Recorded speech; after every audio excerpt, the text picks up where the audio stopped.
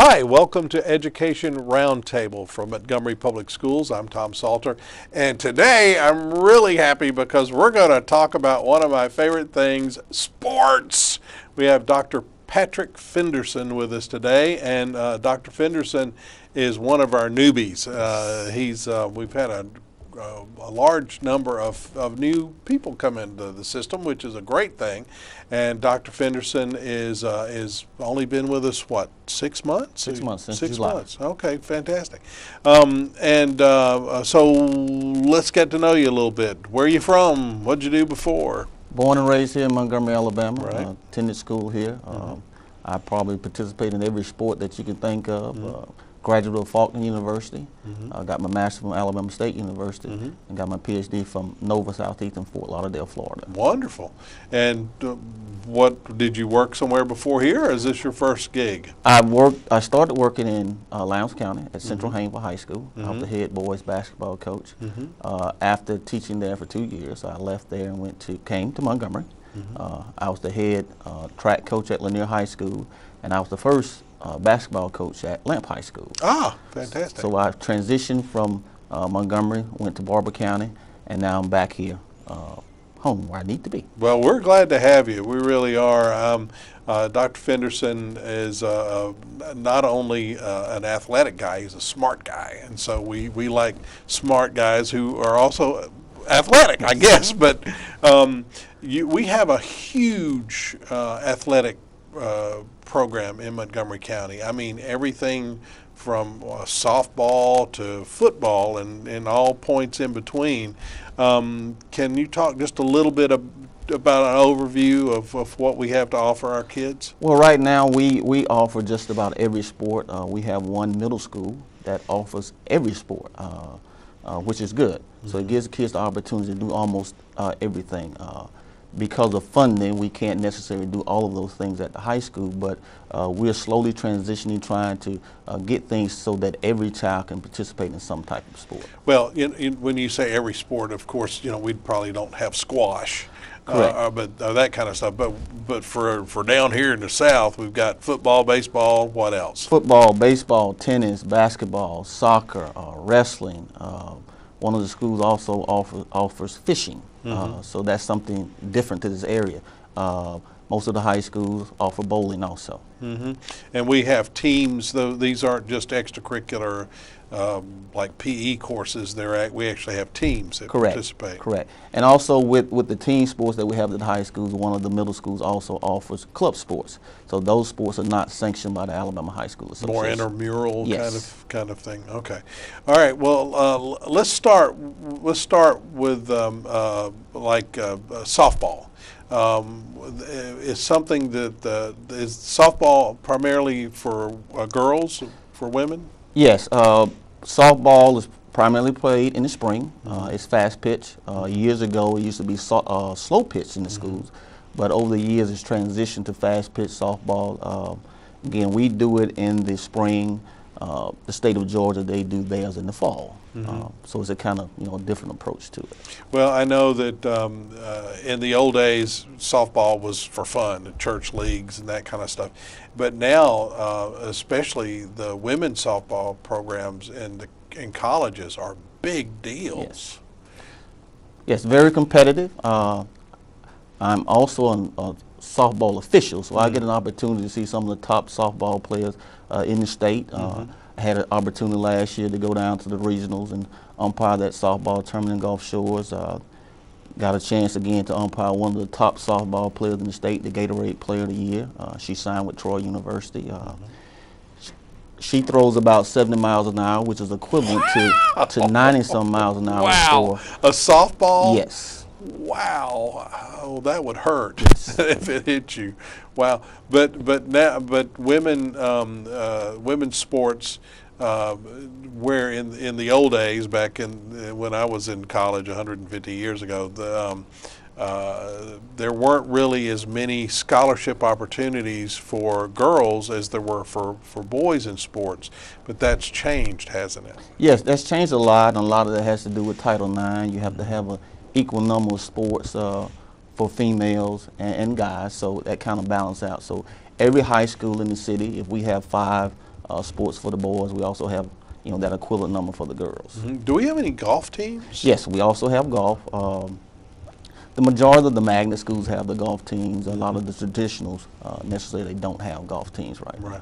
Well, I know we've got some pretty good courses around the area. Yes. I don't play; I drive the cart, but I don't. But I've been told that especially for girls, for women, that there are golf scholarships available at colleges that sometimes go unfilled. Yes, and a couple of years ago we had a young lady that received a golf scholarship to Auburn University, participated through Park Crossing.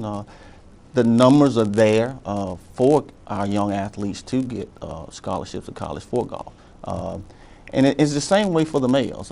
It's a sport where a lot of people are not really participating in it like they should, but it's a great opportunity for kids to get a good education and get a scholarship to college. Well, I guess though one of the drawbacks to golf is the expense. Yes. Because none of our schools have golf courses, and so you'd have to make some kind of arrangement. But a round of golf is what, 40, 50, 60 bucks, something like that? Correct, and for our kids, that's a lot of money for someone to go and play 2 or 3 days a week practicing, and the equipment that goes along with having a golf team is rather expensive. What are some of the other, everybody thinks about football and baseball, and you mentioned soccer. How prevalent is soccer in our school system? Soccer has really picked up over the last couple of years, and I guess a lot of that has to do also with our Hispanic population picking up. In North Alabama, it's really a big sport, and you see it in the Central Alabama area really starting to grow, and more kids are starting to play soccer. Well, it's such a great sport for kids because you of course you have to have some athletic ability, but you don't. You just, all you need is a ball. I mean, there's not really a lot of equipment to purchase, or and the rules are fairly simple and can be learned rather easily. Yes, and the great thing about golf is the hand-eye coordination. In order to play soccer, you have to have that and really be good. Although you can't use your hands, yes, unless you're the goalie, yes, right? I remember that from days gone by. All right, but I guess the two most popular sports are baseball and football. Are basketball and football. Which would, between the three, what's the popularity ratio? Well, being in Alabama, football is always the king, and right. This past year we were really successful in football. Lee High School made it to the semifinals. 4 out of our 5 high schools made it to the playoffs, which was good. Last year, 5 out of 5 made it. Wow! So we've done an outstanding job with our high school football. The middle school programs have really picked up, and we're doing a good job with those programs. Well, we were talking before we started the show about some of the famous athletes football athletes that came from Montgomery Public Schools just over the last few years, and a couple of them I didn't know that they were our kids. Let's talk a little bit about who they are. Well, we have quite a few kids that are at major universities playing football, but most people will recognize Mac Wilson. Played at Carver High School, plays for the University of Alabama. He just recently declared for the NFL draft.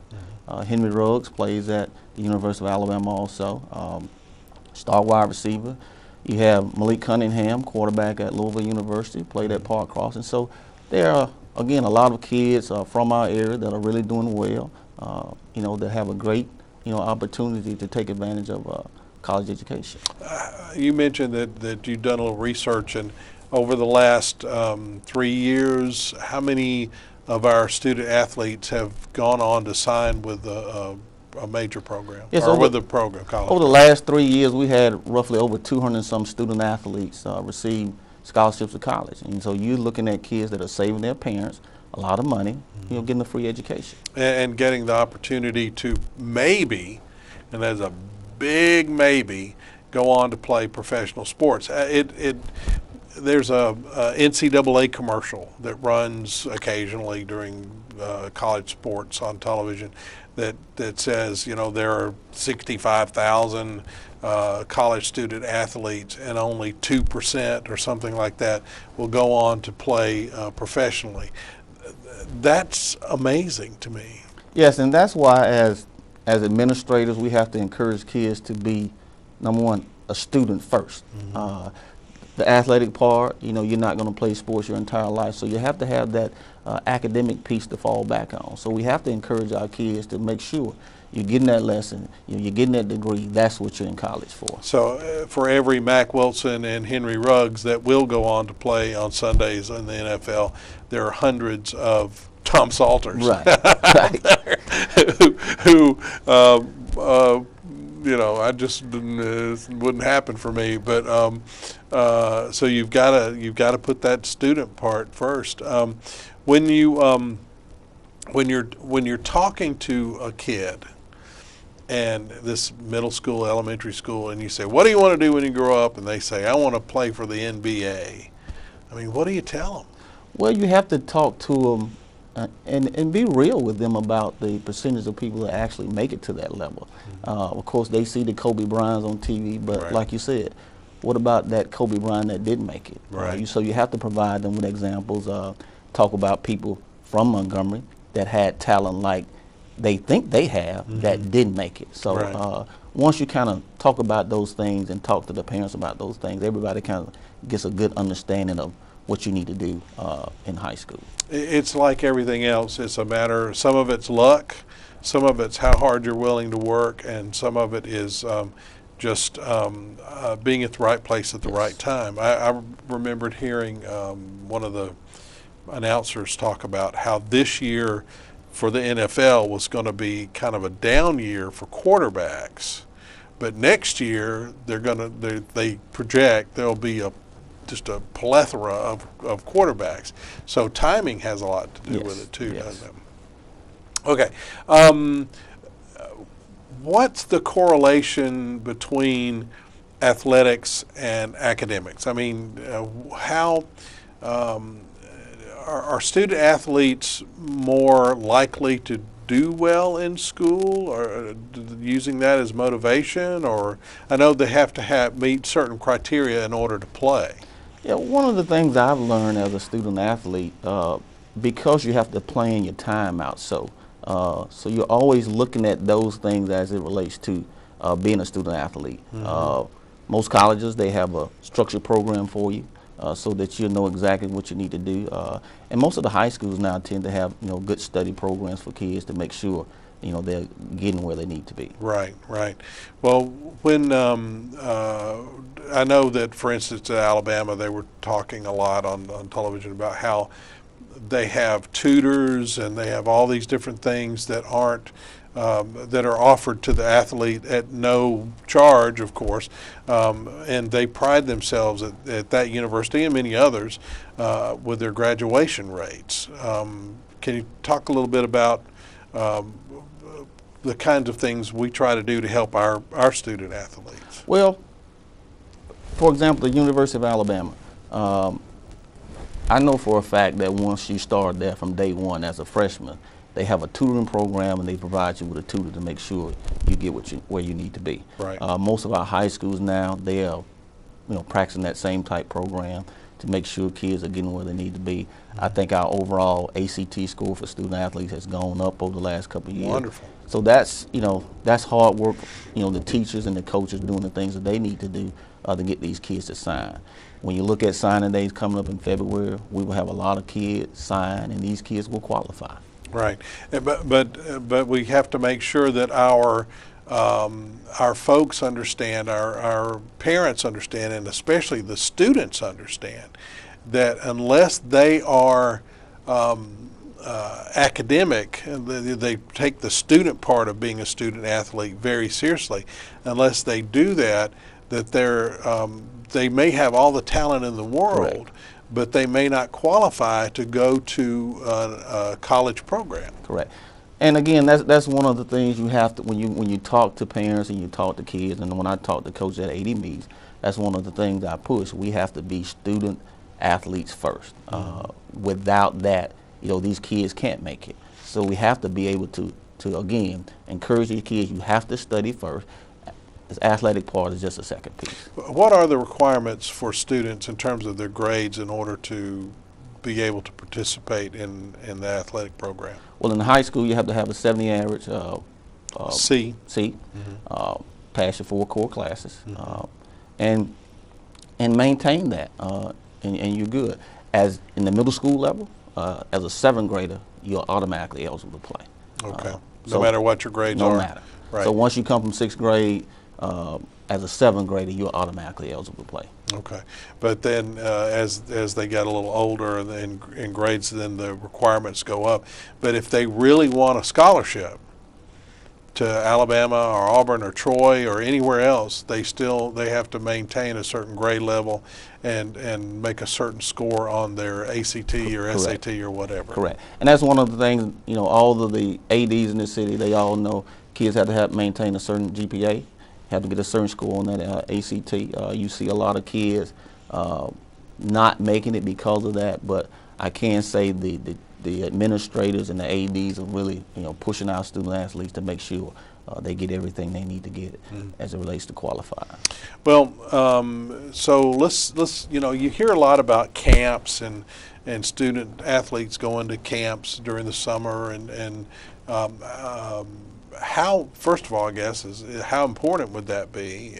If I had a son or a daughter who was really talented, I thought, and I wanted to get them further evaluated or get them to build some additional skills, would something like a summer camp be an advantage for them? Yes, with a lot of the camps at the major universities, a lot of the universities, again, will offer camps so they can get kids there so they can evaluate them to kind of see what their talent levels are. You see on the news all the time, you hear about a kid being a 3-star, 4-star, 5-star. Right. So that comes from these kids going to certain camps, and you have camp evaluators there to rate these kids. So a lot of the parents will spend a lot of money while these kids are in high school to get them to these different camps so they can get these high ratings. The higher your rating, these are the kids that will go on to the Alabamas, the Auburns, the University of Florida.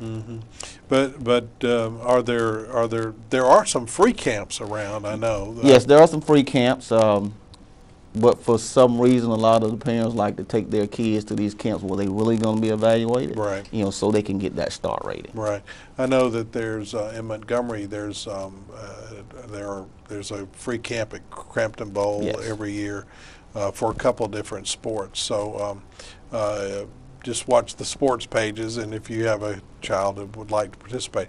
But as far as participating in our programs, there's a cost, isn't there, for most of them or for some of them? Well, most of the schools would charge fees for the kids to play, and and that's because of the funding that we have here in the system, or the lack of funding. Right. So most of the schools would charge a small fee. And that's unfortunate, but it is necessary. Yes. I know that there's been a lot of talk about our looking for some additional funding, and one of the possible, I've not talked to anybody about this, but one of the possible uses could be to help reduce the number of fees that we have to ask kids to do or to pay to participate in sports and in other extracurricular activities. I know that we charge, or the schools charge, for people to come to watch football games and those types of things, but there's no way that could possibly meet the requirements, the financial requirements, right? Correct. I was just recently at a high school basketball game. The fee that they were charging to get in, and you have to pay the police officers, you have to pay the referees. So the amount of money that they made couldn't really cover those expenses for that night. Not to mention the other just normal expenses, like how much does a basketball cost? $20, $25, something like Probably a little more than that. Yeah, and the uniforms, and I know that. Not as related to sports, the Lee High School band has been trying to raise $30,000 for new uniforms. They've not had them in like 25 years, just because everything's so expensive. How important is it for kids who are parents who have students who are interested in playing basketball, baseball, football, for them to participate in like pee-wee sports, in the young kid sports? Well, at the younger level, you learn you learn the game. You have coaches that will teach you the fundamentals on how to play. So when you get to the higher level, you have that skill kind of already built in you. Every once in a while, you may get a student athlete who just has that talent. But for the most part, it's good that you start young, and you have people that train you and train you the right way. So once you get to high school, you have that foundation that you need. Now, I guess most of those programs are operated by the Parks and Recreation Department, or like the YMCA. Yes. Is that right? Yes. Here in Montgomery, football-wise, they have the YMCA program. They also have a league called the City League. A lot of kids participate in that. Basketball, you have Upward Bound, that's played at the majority of the churches, and you also have the Y Leagues. I know we're working with some volunteers in the community to try to help develop further our middle school baseball and softball programs. We have them in three of the middle schools, but not all of them. Is that right? Yes, right now we have middle school and softball in about 4 of our schools. There's a committee that's raising money right now to generate funds to start softball and baseball in all of our middle schools.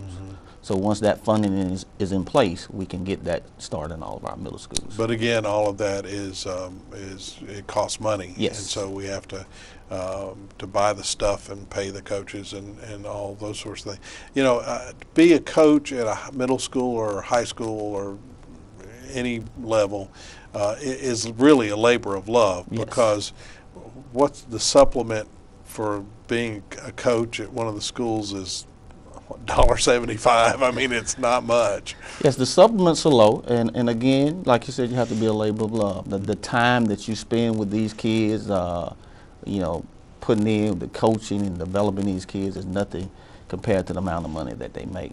All these coaches, they love doing what they do. Of course, they won't do it for free, but they love, working with these kids. And again, you get a chance to see a kid like Mac Wilson and Henry Ruggs, play Little League football, and now these guys are getting ready to go to the NFL. Yeah, well, maybe they could write us a check. Yes. No, I'm just kidding. No, I'm not. Henry, if you're listening, we have so many passionate parents who are so committed to their alma mater. Many of our parents, went to Carver or Lee or wherever, and so their children are now going to Carver or Lee or wherever, and so they come to these sporting events and they have fire in their eyes and a song in their heart because now they get to see their child do what they may or may not have gotten to done when they were in high school. Are there ways for non-parents who maybe are a graduate of Carver or Lee or JD or wherever to get involved in the sports in the schools? Yes, if someone wanted to get involved, I would tell them to contact the principal and AD at that particular school so they can get some more information on how they can get involved. Right. Like I said earlier, all of our schools need funding, so I'm pretty sure all of the ADs and the principals will be glad to get in contact with people regarding that. There are volunteer opportunities to work with some of the teams? Yes, there are volunteer opportunities, but just like any coach that works with a child, there's certain paperwork that has to be done. Yeah, you got to have a background check and all that stuff. Yes, no one is allowed to be on the sideline if they haven't had all that paperwork done. That's good. That's really good. And then our high schools, they still have quarterback clubs? Some of them do. All of the larger schools, for the most part, have quarterback clubs, and the clubs are there to help take the heavy load off of the football team for the most part. But I'm sure we could use the volunteers, like take up tickets and that kind of stuff, or well, at our high school games, the games at Crampton Bowl, our teachers work those games. Okay. So for the most part, we don't use volunteers for that. I gotcha. Okay. I know that one of the problems we have, and again it relates back to money, is practice fields. Having adequate, since all of our games are at Crampton Bowl, it would be great if we could have other stadiums, if we had another stadium or two that we built, that we controlled, that would help us with our both practicing and with having more opportunities for games. Yes, you know, we talked earlier about funding. A couple years ago in Birmingham City, when they were redoing a lot of their schools, they built stadiums at all of their new schools, and you know, their ad valorem tax is a lot higher than ours, and they were able to do that. That's something that's needed here, because with the 5 schools, we're pretty much guaranteed that one school has to play on Saturday. Right. And you know that in Alabama, that's college football sacrilege. day. So it's kind of hard to get fans to come out on a Saturday at 11 o'clock to watch a high school football game. Right. And even some of our gyms are not air conditioned, so if somebody comes to watch a game, when we have one of our winter hot spells like we have around here all the time, then it's less comfortable, so they may not want to come sit in a hot gym to watch a basketball game. Yes, I was just at one Friday night. A lot of college recruiters were there. The 2 schools have 3 of the top players in the state, so there were a lot of recruiters there, and like you said, the gym was very hot. A little warm, yes. little warm, yeah. Well, one of these days we'll be able to provide those types of environments and all the right equipment and all the band uniforms and all the things that we need, because extracurricular activity, whether it's band or chess or football or debate or whatever it is so important to help a child reach his full potential. Yes. Because we've got to help them understand that that the reason it's called student athlete and not athletic student is because the student part comes first. Yes.